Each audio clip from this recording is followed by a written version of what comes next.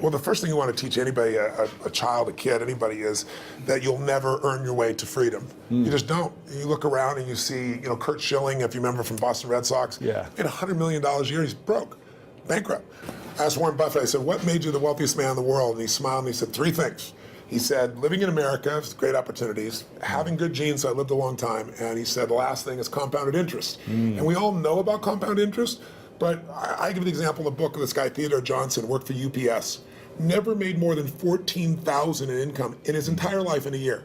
And in old age, he was worth $70 million. And how did he do it? All he did was he took a percentage of his income. His percentage was 20%. Now, his family said, we can't save any money. But he met a friend who said, if you pretend there's a tax, and the tax just took the money away from you, and you never see it, the money just comes out of your account and goes in an investment account, you'll be financially free. So he was disciplined, he didn't look at it, it happened. $70 million by compounding. So people's mistake is, and kids don't know this, adults don't know this, that you won't earn your way there, but you can compound your way there. And what I wanted to do is say, where do you put that money? That's the trick, right? That's the secret. Well, the first trick is actually doing, almost nobody does. Right. The second trick is you really have to understand where you're going to get hurt, because the fees. The fees are just destroy people. You have a whole chapter about the fees. I was like, this is incredible. Isn't it wild? It's nuts. Like, you lose so much money just on the fees. Well, just so people have an understanding, 96% of all mutual funds never match the market. I mean, they never beat the market. So I was just on a morning show this morning, and Michael Bloomberg's, one of his guys that has some of his money. So I'm, this is the only industry I know of where people think they can be a doctor. They think they can be a financial planner. And I said to him, I said, well, look, the statistics, Warren Buffett taught me this. He said, Ray Dalio told me this. David Swenson, who took Yale from $1 billion to $24 billion in 2 decades. These are people telling me this. Right. Nobody beats the market except a couple of unicorns that nobody has access to. And I said, I didn't say you're not one of them, but I said, here's the truth. 96% of mutual funds don't match the market. That means 4% succeed. Now, what are your chances of picking the right mutual fund? People don't know what they're doing. They put their money in a 401k. They pick a mutual fund not knowing what it is. If you play blackjack, and you and I play, and you get 2 face cards, and your inner idiot says, hit me, I want to give 1 chance in a million, I'm going to get an ace. You have an 8% chance of winning.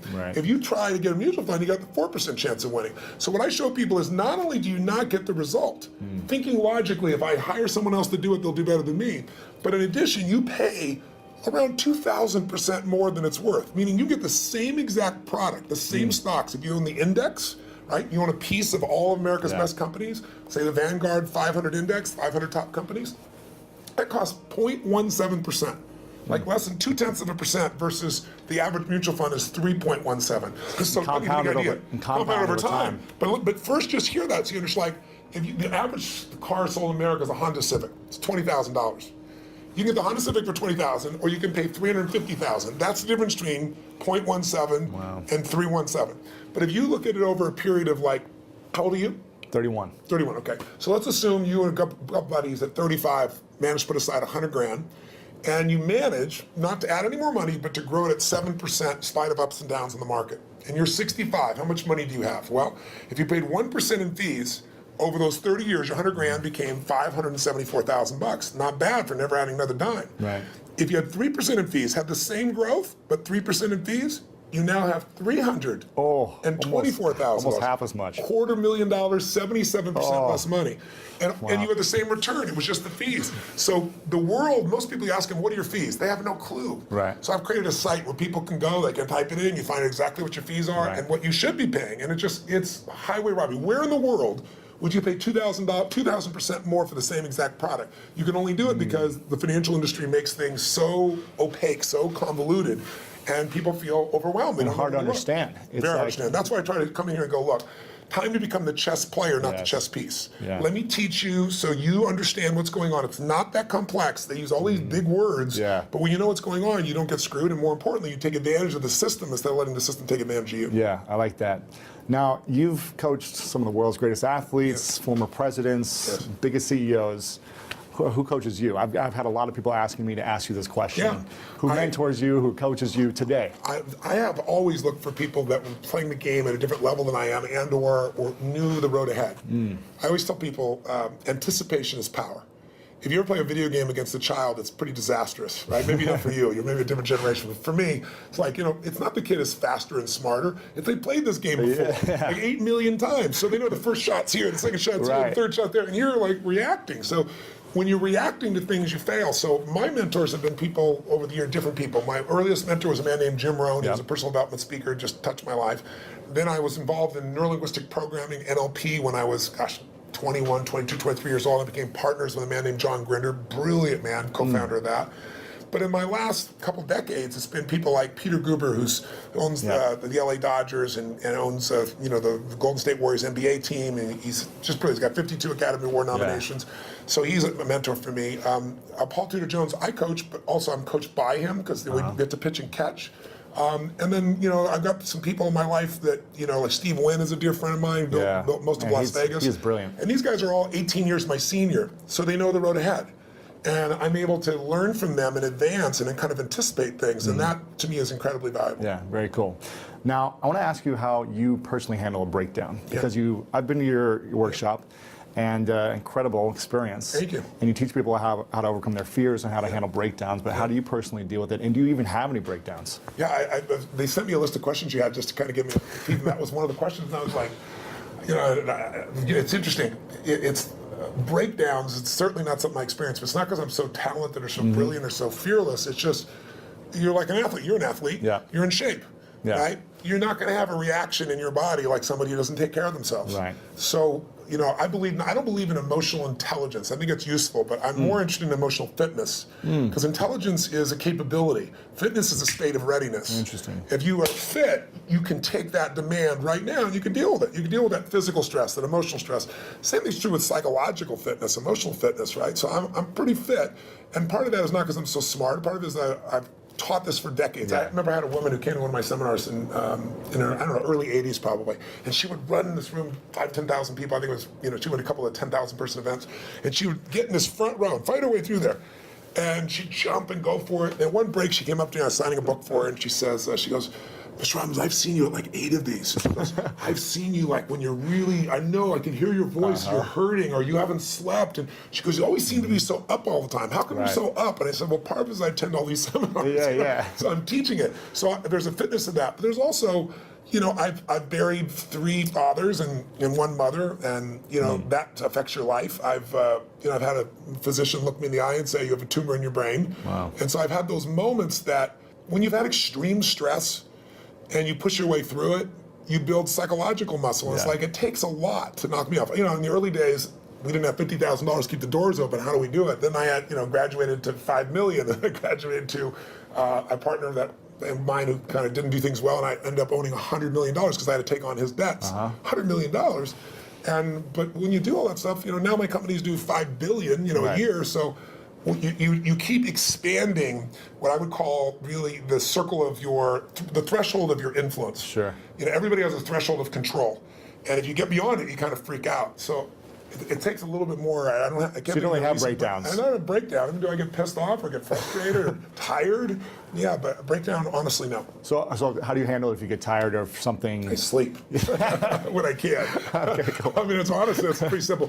But when I've had challenging times, I mean, I have so many tools. Yeah. I pull them out. And mostly it's just like you as an athlete. You don't just physically break down. Right. You take care of yourself. So you're constantly training that. I think most people don't train their mind and emotions. It's like I think the most powerful muscles to me are not physical. They're as strong as important as they are. It's like faith is a muscle, courage is a muscle, determination is a muscle, playfulness is a muscle.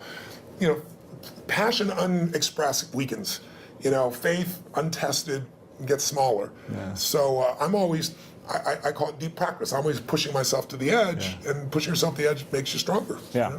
In the book, I was really excited to hear you talk about, you say the secret to wealth is gratitude. Somewhere in the book it says that. And I think maybe it was someone else you were referencing. Yes, it came from Sir John Templeton. And every day I practice gratitude. When I wake up, and every night, I always try to say to my girlfriend or someone I'm talking to before I go to sleep, 3 things I'm most grateful for. That's great. Now, why? So I was pleased to see that. I was like, I'm on the right track if I'm living in gratitude. But why is that the secret to wealth? Well, Sir John Templeton is probably one of the greatest investors in history. People don't know his name. He started out with nothing. He wasn't Sir. He wasn't from another country. He came from the U.S. And he decided that he wanted to understand wealth, and so he saved $10,000, a huge amount of money in those days. And when Hitler invaded Poland, he developed a belief. His belief was, you make your money in times of maximum pessimism. Like if you were around in 2008, 9, you remember what it was like, right? Yeah. You could have bought, the Sands in Las Vegas, you could have bought their stock for $2.28. Today it's $67. Wow. It's a 3,000% return. It's not bad. You could have bought Citibank for less than $1, right? So people in those times, he understood that, and so what he did was, and everybody thought the world was going to end, he took $10,000, he bought every stock on the New York Stock Exchange that was $1 or less, including companies everybody thought were going bankrupt. But when things are bad, people think it's going to be bad forever. When things are good, they think it's going to be good forever. And they're always wrong. Life's cyclical. So there's a season for everything. So once we got through World War II and a few years later, guess what? Those same stocks made him a billionaire. So when I asked him, I said, what's the secret to wealth? His response really touched me. He goes, you know it, you teach it. I said, what's that? He said, gratitude. And I said, why do you say that? He said, because if you got $1 billion and every day you live pissed off and frustrated, the quality of your life is called pissed off and frustrated. Right. But if you have nothing, but you're euphorically grateful for whatever you have, you're the richest person that you're going to know. He said, so it doesn't matter how much money you got if you don't have gratitude. So I do the same thing, by the way. I have a process I call it priming, where I get up every morning. I do mine in the morning. I do this radical change to my body, kind of alter my state. And then I do 10 minutes, I never miss, and my first 3.5 minutes is what I'm really grateful for. And I make myself think of at least one of those three that's something really simplistic instead of something giant. The wind on my face, the look in one of my kids' eyes, something of that nature.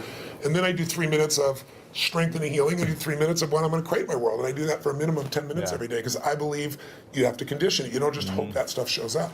You set your intention each morning. Well, no, every day. Yeah, every very day. cool. So what are you most grateful for recently in your life? Gosh, so many things.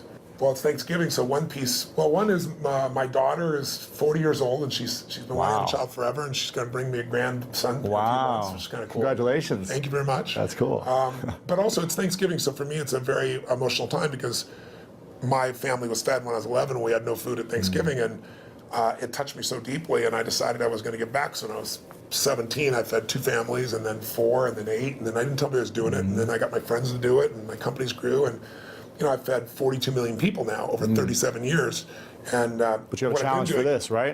This one, what I did is I decided, I'm writing this book, and in the middle of writing it, last summer, most people didn't even notice, Congress cut food stamps. They don't call them food stamps anymore, but I lived on them, so I know what they are, food stamps, with my family. Family lived on them. But they cut it by 8.7 billion, which means you eliminate 2 million people from the rolls overnight, and they still need to eat. Wow.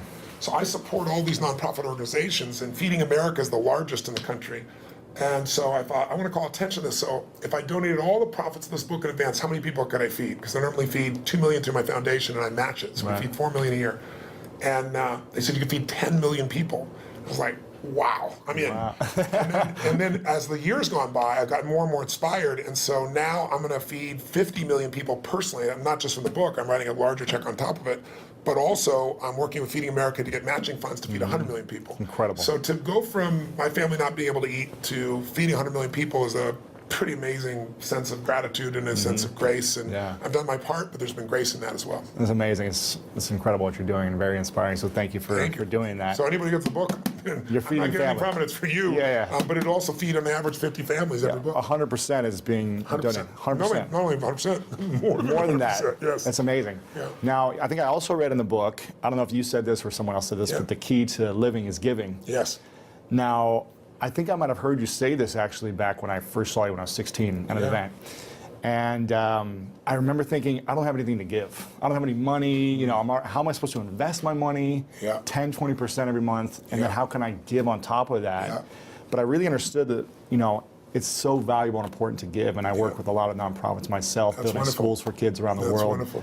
And I've seen a big impact in my life, in the way I'm able to serve people. Sir John Templeton told me that he's never seen anyone tithe, which tithing is usually 10% of what you earn, for at least a decade, who didn't become incredibly financially free. Wow. And I think the reason is, I had a moment like when my whole life changed. It was kind of twofold. I was really young, like yourself back then, right? Working my tail off, trying to build a business. And you have big goals, you don't always succeed to start with. It just come together, right? It was hard. And I remember I was so frustrated because I was working 18-hour days and nothing was working, and I was broke, and I felt embarrassed. I should be doing better than this. Sure. And so I was driving home from Orange County on the 57 freeway in San Gabriel Valley out near a place in Pomona, California. It probably doesn't matter anybody else, but I can remember it so vividly because it was almost midnight. And I was at this breaking point. And then I was like, why am I not, doing better? And then I just pulled over the road, and I used to keep these journals. I still have them, written journals. And I wrote in big lines, the secret to living is giving. And I started to cry. And I realized I am so focused on what am I not getting. Receiving. I'm not focusing on what I'm giving. Yeah. So for 6 months, man, it turned me around. But then, something else to get in your body. It was in my head, it was in my heart, but it had to get in there to stay. And I started going through some really tough times, and I lost everything financially. And I was mad at everybody because I'd loaned a friend $1,000 and, I'd been doing well. And he didn't even return my phone call. Oh. And what changed me was I was down to, I don't know, $22, $23, something like that. I don't know, it was $24. Enough that I knew that I didn't have money for food for the next week, clearly. Right. And I didn't have any prospects. And I was living in Venice in this 400 square foot bachelor apartment, feeling sorry for myself, getting pissed off. And I thought, you know what, I gotta eat. So I'm not gonna drive my car because I'm not gonna spend the gas. I'm not gonna pay for parking. Sure. I'm gonna go to an all-you-can-eat place and load up for the winter, right? So I can get more, like one meal a day. Right. And so there's a place called Marina del Rey, not far from Venice. And it's a beautiful community, and it's right on the water. And there's a place called El Chorrito. It's still there. It's a little restaurant. It had taco bar and all that kind of stuff. So I walked there for the 3 miles, and I go, okay, I'm going to go and load up. And it was all about myself and getting through this. And this woman walked through the door, actually a very attractive lady. That's probably why I caught my attention. And I'm waiting to see who her boyfriend is, and there's nobody up there. There's a little guy down here. It was obviously her son. And he's wearing this 3-piece suit, a little vest. He opens the door for her. He pulls out the chair for her. And it was just, he stared into his mother's eyes. I mean, it was just pierced into her eyes. I don't know what it was, but something about him was just so moving. He was such a sweet, caring, loving young man to his mother that moved me. So I paid for my meal. I don't know what was left, $17, $18. Put it back in my pocket, what was left. Walked up to this young man, introduced myself, and I said, hi, I don't remember his name. I think he said his name was Ronnie. And I said, Ronnie, I said, you're a class actor. I saw how you opened the door for your lady. I saw you held out the chair for your lady. He goes, she's my mom. I said, that's even more classy. Right. And I said, so cool that you're taking her out to lunch like this. And he goes, well, I'm not really taking a lunch because I'm just 11 and I don't have a job, Right. I said, yes, you are. And I had no plan. I just reached in my pocket, took all the money I had, changed dollar bills, and threw it right there in front of him. He looked at me like this. He goes, I can't take that. I said, sure you can. He said, well, why? I said, because I'm bigger than you are. Right? And he got this big grin on his face. His eyes got this big. And I just shook his hand. I didn't even look at his mom. And I just walked out the door. But the reason I tell you the story is I had no car. I had no money. I was euphoric. I was like flying home. I mean, it was like, I probably looked like an idiot, probably skipping or something. I mean, I was just, and what I felt was, I should have been like, what the hell did you just do? I have no meal, or I wasn't going to eat. Right. I went home that night, I laid out a plan, and the plan was going to take me, 10 days, 2 weeks. So I thought, well, people fast for a week. I could fast for a week, that type of thing. And I have this great mindset about it. And I woke up the next morning, and I get the old regular snail mail shows up. And it's this guy I've called a zillion times who wouldn't return my call. I open it up, there's a check, $1,000 plus interest and an apology. Wow. So I'm sitting there and I started to cry, honestly, and I was just like, why did this happen, And I don't know if it's true, but I decided that day this happened because I did the right thing. Because I didn't have a plan, it wasn't a strategy. I just felt this little soul beside me, I knew it was right, and I did it. And I didn't do it because I thought I could or I couldn't. I didn't even think about it. And that's the day I became a wealthy man, because I didn't have any money. But scarcity left my body. And I had plenty of ups and downs since that time in various times in my life, but I never went back to that, oh my God, how's it gonna happen? Yeah. It's like breathing. Do you stop and say, God, is there gonna be any air before you take a breath? You know it's gonna be there. Right. You don't run your life by that aspect. And so that to me is what it's about, is showing people, if you won't give a dime out of $1, don't bullshit yourself. You'll never give $1 million out of 10 million or 10 million out of 100 million. It's just not going to happen. Right. But if you can do that now, you don't ever get beyond scarcity. You start behind it. You make a decision to get beyond it. So how does someone, when they're living in scarcity, they're living in fear, and it's like this emotional feeling. It's in your body, like you say, when you're like, I can't even pay for my meal. How am I going to start giving? What are some things that people can do to start overcoming that mindset, or start strengthening it, or shifting it? So I'll tell you a couple things. I'll tell you what I did when I was first on my own. I got my mom kicked my dad out when I was 17. She was a very powerful woman. I have 4 fathers, so they all learned how to get the boot. She thought I was on his side, so she kicked me out next. I was 17. She chased me out with a knife. She wouldn't have hurt me, but I wasn't going back in the room. Wow. And that's how I figured out what to do. And I didn't play stay, and I ended up staying in somebody's laundry room for a while, and then I started reading and feeding my mind, and then I developed this little system, and the system was really simple, and I tell people now, as I say, number one, every single day, you got to feed and strengthen your mind. Until you do that, you're always going to be in fear, because fear is automatic. The human brain is designed for survival. It's not designed for success. Your brain is not designed to make you happy. That's your job. And the only way you're going to do it is if you feed your mind, because otherwise, weeds grow automatically. My coach, my mentor, Jim Rohn, used to tell me, so Tony, every day you got to stand guard at the door of your mind. You got to watch what's going in, because if you're not careful, stuff will go in. And he said, and all the times it's somebody who cares about you. He said, if your family, if your worst enemy puts sugar in your coffee, he said, what happens? I said, you got sweet coffee. He goes, what if your best friend by accident, or your family, don't mean to, they drop one drop of strychnine in your coffee, you're dead. He said, so life, sugar, and strychnine, and watch a coffee, right? Right. So every day I decided, I'm old enough, honestly, there was no internet those days, and pretty ancient. I used to go to the library, because it's the only place you go. And I'd read biographies, I'd read people's lives, and it'd make me go, wait a second, as bad as I think it is, the greatest people in the world had it worse. Sure. So there's something here. So you feed your mind. Jim Rohn used to say to me, skip a meal, but don't skip reading. He said, read 30 minutes a day, I don't give a damn what it is. And today, I don't mean internet crap. I mean, read something, a biography, read something that's a strategy, read something that's going to change your life. Then the second thing I tell people is, feeding your mind's great, but you've got to also strengthen your body. And you do that as an athlete naturally. I learned to do that because fear is physical, right? You know where you feel it. And if you go work out, if you go lift, if you go run, even if you're out of shape, you just go for an intense walk, that experience alone changes your life. Every day of my life, the first thing I do before I do my priming, if I'm at one of my homes, I jump in some hot water for fun, and then I jump in freezing water. And I have, a river, in one of my homes in Sun Valley, and I've got cold plunges everywhere else. So I go in 57-degree water, boom. And what it does is, it's teaching my brain, I tell my brain what to do, and it does it. It doesn't feel like it, doesn't want to do it, and every cell in your body is alive, right? So it doesn't have to be 2 hours worth of something. It can be something you do for 30 seconds, but it's training your body to be strong, because a strong body creates a strong mind, and vice versa. Yeah. The third thing I tell people is find a role model. It seems impossible till you see somebody who's done it. So, Ray Dalio is one of the greatest investors in history. The guy was a caddy, right? His dad was a jazz musician. His mom was a homemaker. He's worth $14 billion. He found someone to mentor him. He found multiple people to model. Right. You don't always find a mentor, but you find somebody you can model. And when you start seeing that somebody else can do it, and you see they really did, you start to believe, you start to get certainty. And then the fourth thing I tell people is it's massive action and constantly change your approach, and then it's find somebody worse off than you are and help them.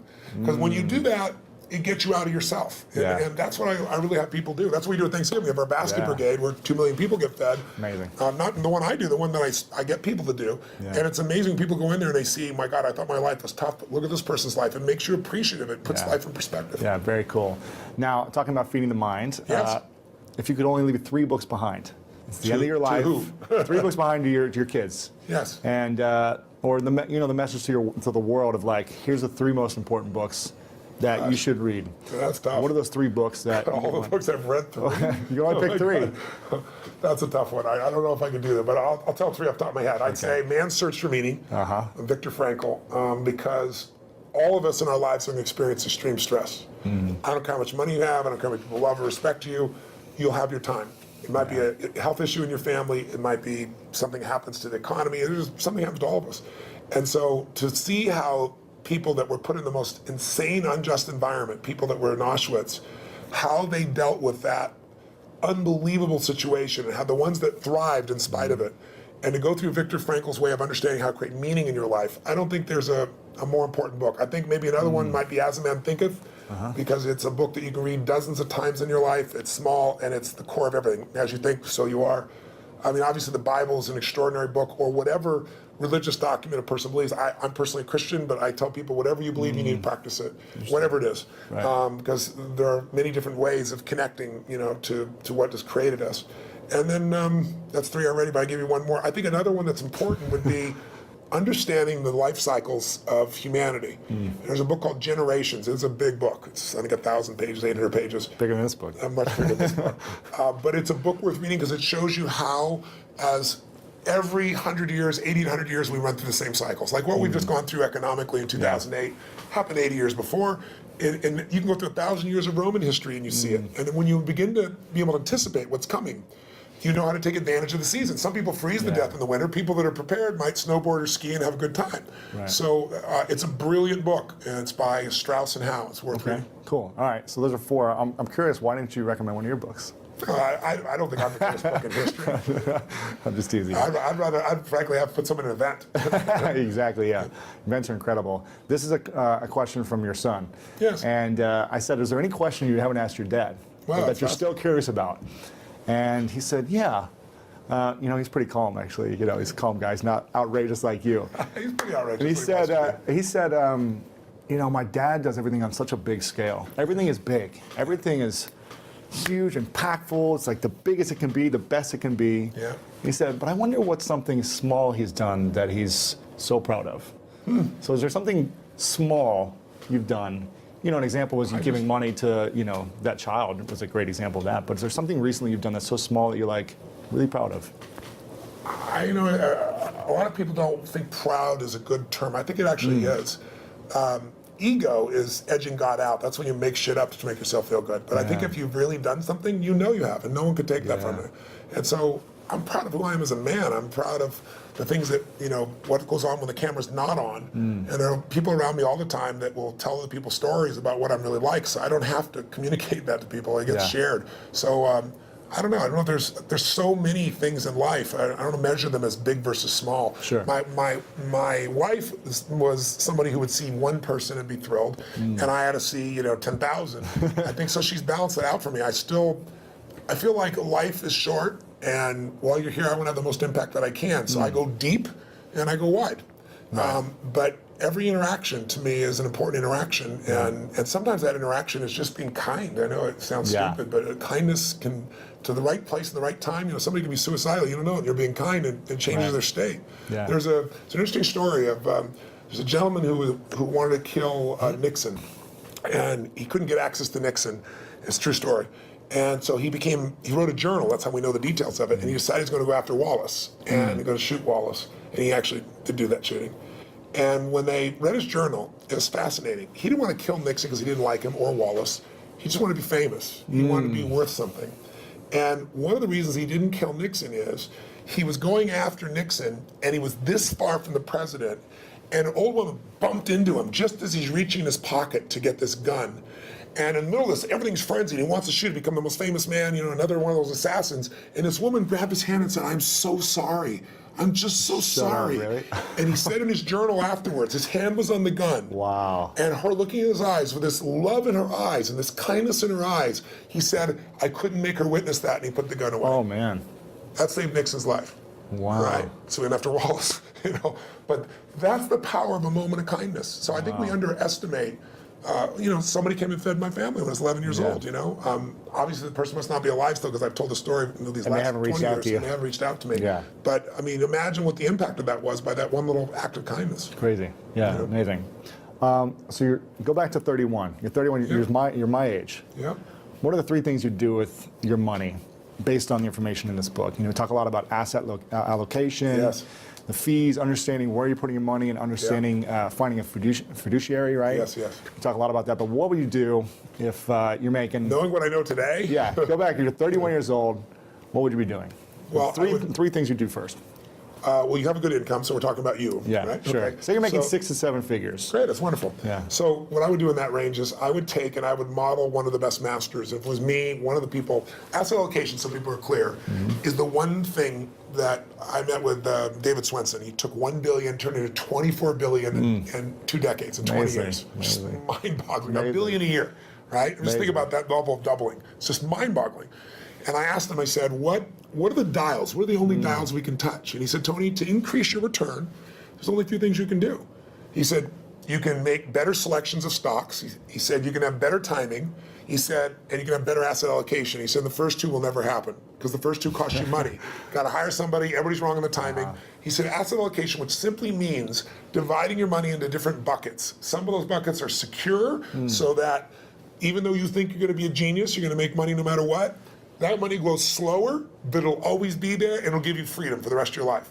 There's a growth bucket, which is also a risk bucket. We forget that. Yeah. Because one of the things Ray Dalio taught me, he said, Tony, everybody invests and what they think they know. If you grew up with real estate, you're not a genius, but you made money in real estate because anybody can when real estate's going up. You think you're a genius. You think you know stocks. Oh, you're a genius, in 1999, right? You're a genius in 2010 as things started to grow a bit.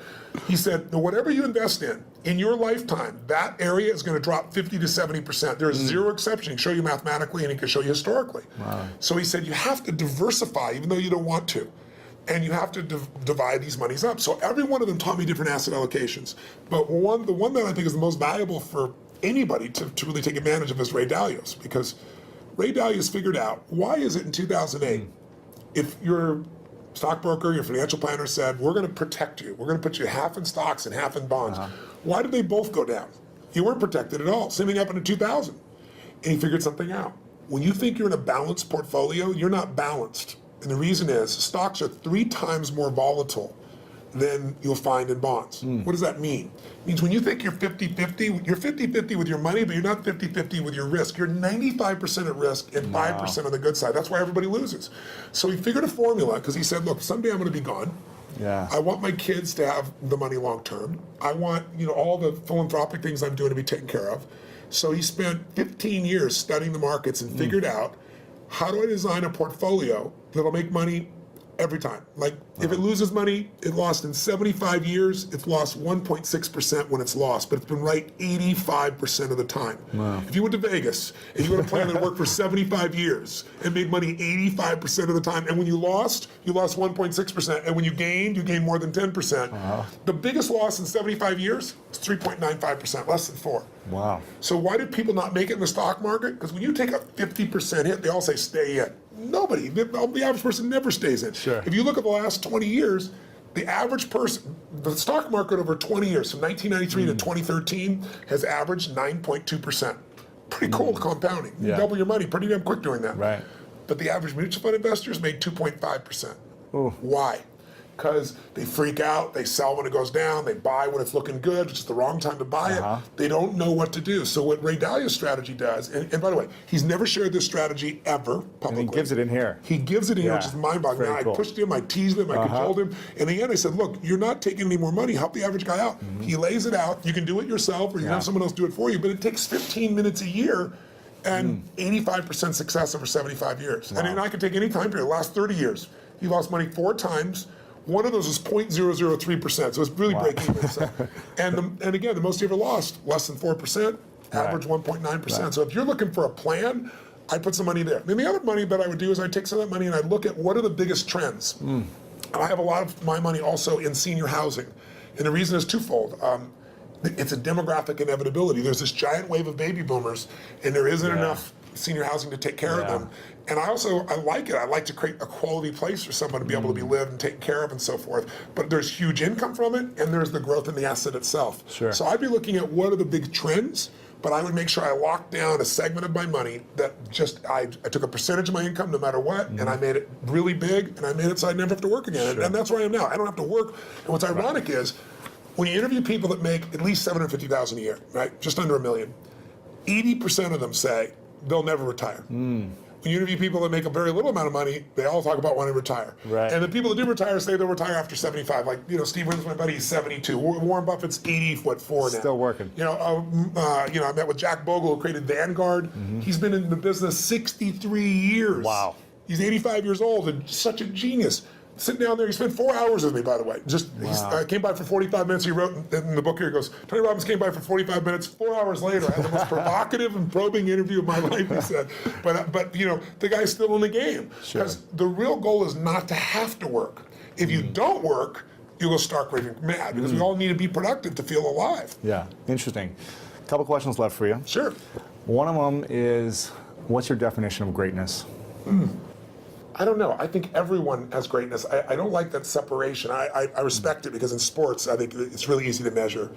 But sports is one aspect of life. I think everyone has the opportunity to be great. To me, being great is being outstanding, to stand out from all the rest. And as you know, in sports, it can be by a few microseconds, right? In the Olympics, it can be a nose hair, and you stand out. If you stand out, you show other people what's possible. Not everybody likes that. Some people get angry and think you're showing them up. Other people get inspired.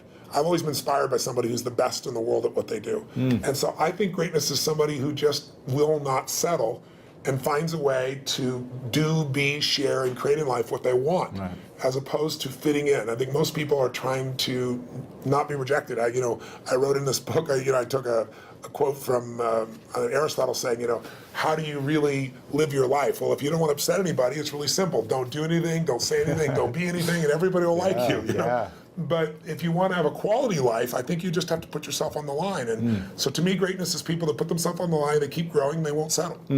So what's next for you? What are you still up to? I mean, why are you going after inspiring 100 million people, feeding 100 million people? What's next? Why not? Right? It's like, what else are you going to do with your life? I look at, there are lots of challenges. I mean, this was a problem I wanted to go after. It's a problem because people are being abused by a system and nobody means to abuse it. It's just, it's not an evil system. It's just, you have large corporations that are set up to make a profit, and that's their job. They're not set up to make you as an investor more profitable. So they take care of their shareholder first. So they get all the fees they can, they manipulate the system. So I want to give people freedom. To me that's valuable. But what I do with my life is I look at what I see that moves me. I mean, I always tell people ask me about speaking, they say, how do you be an effective speaker? I said, don't speak about shit you're not passionate about. And that you don't have a true edge where you can help somebody. If you can add massive value and you're passionate about it, then talk about it. Otherwise, shut the what up. That's my view. So when I find things that I'm very passionate about, I like to go deep. I think we live in a Facebook world, a Twitter world, a tweeting world, texting world, where people are, by technology, not realizing they're becoming more and more shallow. I mean, there are people ending relationships by texting now. It's like, it's just, are you kidding me? They go, why is the person upset? I can't understand. Did you see this? I texted you. And I look at them going, are you kidding? But technology is making us think that our Facebook friends are our friends. I mean, give me a break. There's only a few friends you can go deep with. You can't have 10,000 friends and go deep. And I think a lot of people are dissatisfied because technology is making us go faster and faster. So I look for things to go deep in. And I think in our lives, there's a few areas that matter. Your body, your emotions, your spirit, your relationships, your economics, your business. Those half dozen or so areas I like going deep in, and I'm going to keep doing it. Sure. Chad Moretta asked me he said, all the interviews you've done lately for promoting this book have been very intellectual. And he said, I'd love to see you get him in his physical state and show your move. So in a second, I want to see if you'd be open to doing a thumb wrestling and getting into state so we can show people how you do this. If you're open to it. If you're open to it. In a second. You go getting in state. Getting in state that's not what it's about. So go ahead. I would love to see how you get into it, right before you're going on stage or whatever. I don't go to state to thumb wrestle. Trust me. Arm wrestle? No. But before we do that, if you're open to it, I just want to acknowledge you, Tony. I think it's you've had a huge impact on my life and so many people. I posted last night, I'm going to be interviewing Tony. Is there any questions you guys might have? And hundreds of comments and questions of people saying how you've impacted their lives. So I just want to say thank you for creating the spark for so many people, including myself when I was 16 and watched you for the first time. Where did you come to the seminar? It was in St. Louis, Missouri, at the Javits Center back in the day. It was. I don't think it was UPW. It was like it's a one-day event, wasn't it? It might have been 1 or 2 day. I remember it was like Donald Trump was there, Dick Vermeil, like a lot of people were there. And I remember my dad bought us floor seats, like probably halfway back on the floor. And there was a moment where you walked out and you came out and you walked right next to me. And I remember thinking, first off, wow, you're really big. Well, you're pretty big yourself. I was smaller then, but I remember thinking, how, this is so inspiring that someone can take an idea of what they want, their vision, and create it and manifest it into speaking in front of thousands of people and really adding so much value to the world and so many people's lives. And I remember then thinking, that's something I would love to do one day, is be able to turn a vision into reality. And so I want to acknowledge you for creating the spark in so many people. Every workshop you provide, so many people are moved and changed. And so I think it's so powerful what you've created, and I want to acknowledge you for that. I really appreciate it. That's I'm glad to know that was one of your triggers. That's very cool. So, thank you. Very cool. I'd love to do this move if you could do it. If you're open to get it up. So what do you want to do? You want to thumb wrestle? I want to see you do your move, if you can show. No. You open to it? No. Okay, let's thumb wrestle. It's just totally artificial. Let's thumb wrestle. It's like me talking about passion, right? I said don't do it if you're not passionate. I'm not about passion thumb wrestle, but how do we do this? So we're going to do 1, 2, 3, 4. I declare thumb war. Okay. Have you ever done this before? No, go for it. Okay. We just do it? You got to get my thumb down. You got to hold it for 3 seconds. Okay. You got big hands. Okay, this is going to go on for 20 minutes. Oh, you got I it. think you gave it to me. You gave it to me too easily. Dr. Robbins, thank you so much, man. Thank you. I appreciate it. Thank Thank you. you so much.